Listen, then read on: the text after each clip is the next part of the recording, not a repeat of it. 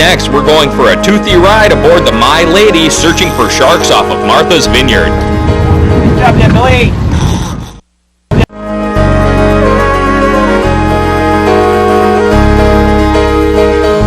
Fishing for sharks can be a labor-intensive game of patience, but for the crew in our next segment, it's a labor of love that can sometimes have a big payoff. This is the My Lady, a 70-foot Hatteras sport fishing vessel owned and captained by Alan McKim. The My Lady's twin 1550 Caterpillar diesels powered our crew 80 miles offshore from port in Falmouth, Mass. to a massive water temperature break used by sharks like a wall to trap their prey against. The first order of business when fishing for sharks is setting up a chum slick. Step 1 is to use a frozen block of chopped up fish that the crew then puts into 2 tied together milk crates and is tossed over the side and tied off to the boat. The next part of the chum process is explained by crew member Richard Gillette. Hi, my name is Richard Gillette. I'm one of the mates here on the boat. I'm going to discuss the fine art of chumming. Today we're using dead mackerel. We've got a new technique going today where you quarter the fish. It makes nice little chunks. You don't want to feed the sharks, you just want to entice them. Do about a mackerel every 5 minutes. No one else seems to want to learn chumming on the boat. That's okay with me. Some of the other items we have here is we have fish oil mixed with sand. Kind of drop the sand in and it gives it a nice gradient all the way down to the bottom, getting some over. We also have some Monster Fish Formula Menhaden oil. We spill a little of that over every once in a while. Creates a nice slick, as you can see, going out into the water. Hopefully dragging the fish in with it. Beautiful day here on My Lady. The bait for the day would be whole mackerel dressed up with multicolored rubber skirts. To explain the use of balloons when shark fishing is crew member Jim DeWolf. We use balloons to carry the lines out away from the boat, and we can set the length, the depth of each one of our baits based on the balloon. Put them down at various depths, let the wind carry the balloon out, brings it away from the boat, keeps it clear of any hookups. Right now we have 3 lines out. One is about 150 feet down, the other's about 100, and we're also fishing at a depth of 30 feet with the close line here is about 30 feet in. The first sharks to show up were blue sharks. Those sharks are inedible due to the way they excrete urine through their skin, but they prove to be a nice warm-up for things to come. Handlining the leaders on even these small blue sharks is dangerous, but necessary to ensure a good release. The goal is to cut the leader as close to the hook as is safe for the angler.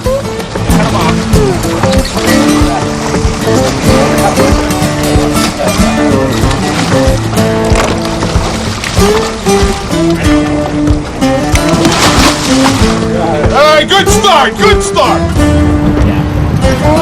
Well, you have a leader in the front if you're setting up. You know what I mean? You have enough.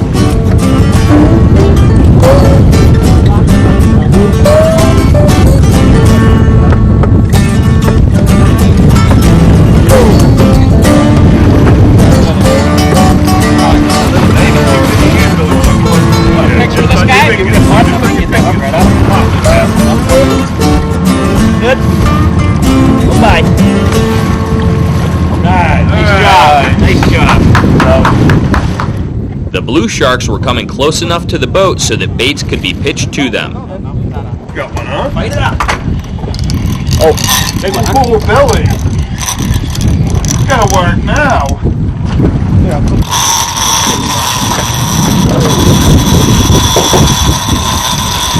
Going away. Landing a big fish takes teamwork and communication. I go forward just a hair.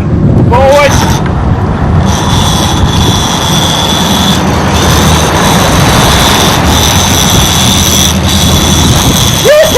Yeah! Cowboy.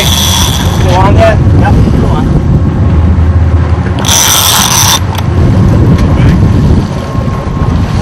Pretty good. Real big. Forward, Captain. Forward. Forward!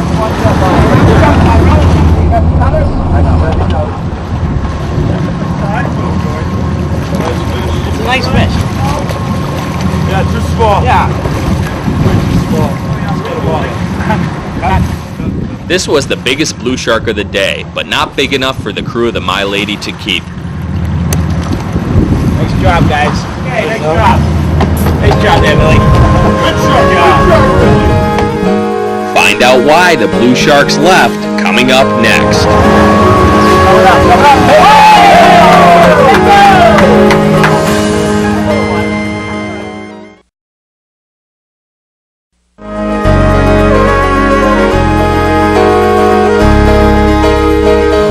After Billy landed the big blue shark, the action died down, and the crew quickly learned why. Mako sharks moved into the chum slick and close to the boat. He's turning again. And Mako sharks are known for their aerial acrobatics, and this one didn't disappoint.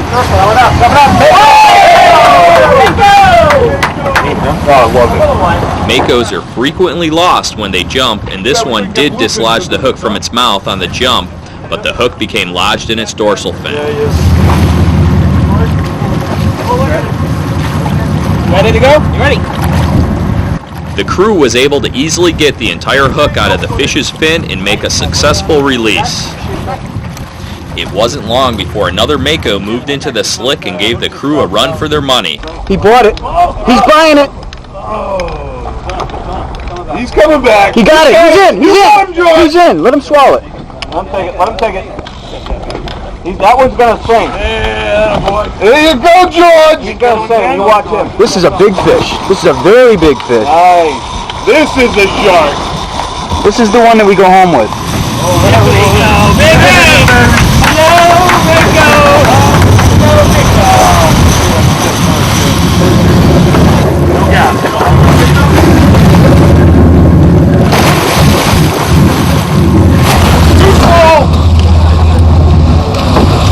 No hand over hand, all right? Over hand, Bill.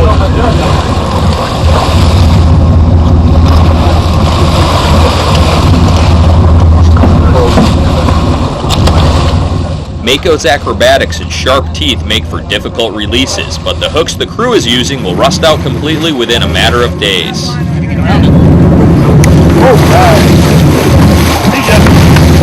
Yeah! Mako my day!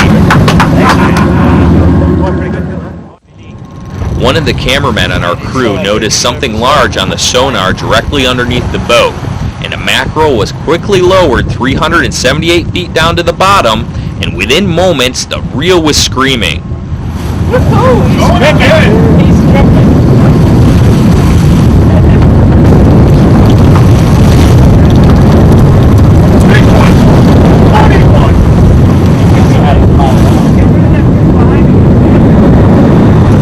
After a long battle, the behemoth surfaced, and by the length of the tail, the crew knew right away they'd hooked into a large thresher shark. This was the fish of a lifetime, and it was an edible fish. The crew made the decision to land it. The first step was to put a flying gaff into the fish. 700-pound fish.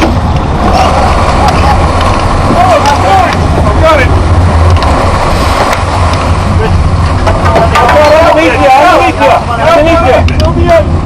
Hey, we got it. Watch that tail. Watch I got it, Jimmy. I got a ring. I got him. Hold on now, hold on.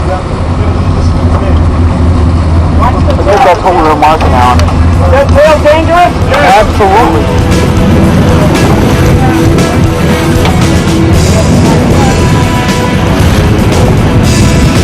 Get back there, ready? The next step is a tail rope, and this wasn't easy with the dangerous long tail of a thresher shark.